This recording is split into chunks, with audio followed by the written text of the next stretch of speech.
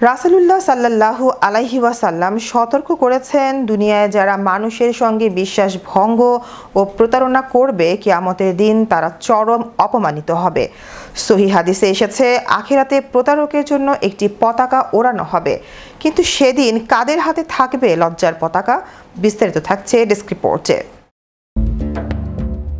রাসূলুল্লাহ সাল্লাল্লাহু আলাইহি ওয়াসাল্লাম সতর্ক করেছেন, দুনিয়ায় যারা মানুষের সঙ্গে বিশ্বাসভঙ্গ ও প্রতারণা করবে, কিয়ামতের দিন তারা চরম অপমানিত হবে। সহিহ মুসলিমে বর্ণিত হাদিসে এসেছে, মহানবী সাল্লাল্লাহু আলাইহি ওয়াসাল্লাম বলেছেন, নিশ্চয়ই কিয়ামতের দিন প্রতিটি প্রতারক ও বিশ্বাসভঙ্গকারীর জন্য একটি করে পতাকা উত্তোলন করা হবে।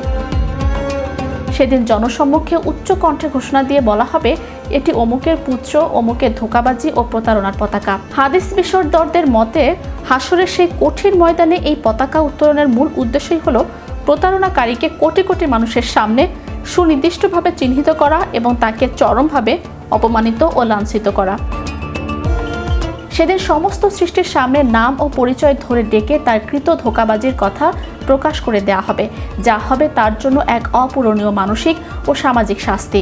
মানুষের গোপন পাপাচার সেদিন আর গোপন থাকবে না, বরং তা প্রকাশ্যে সবার সামনে উন্মোচিত হয়ে পড়বে।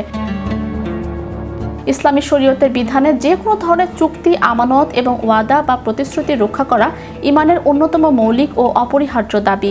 ব্যবসা বাণিজ্য, চাকরি, লেনদেন কিংবা সামাজিক সম্পর্কের ক্ষেত্রে অন্যায়ভাবে অপরের অধিকার হরণ করা অথবা চাতুরি ও ধোঁকার আশ্রয় নেওয়া কঠোরভাবে নিষিদ্ধ।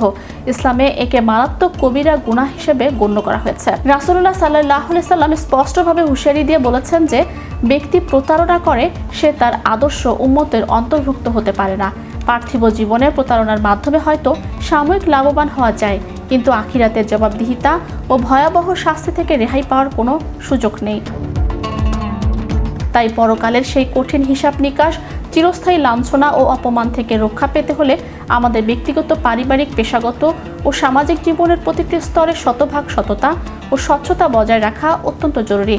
সামান্য পার্থিব স্বার্থের জন্য মানুষের সঙ্গে বিশ্বাসঘাতকতা না করে আল্লাহর ভয় অন্তরে ধারণ করে সর্বপ্রকার ধোঁকাবাজি থেকে নিজেকে মুক্ত রাখাই একজন প্রকৃত মুমিনের মূল পরিচয়। Magic Bangla TV news desk.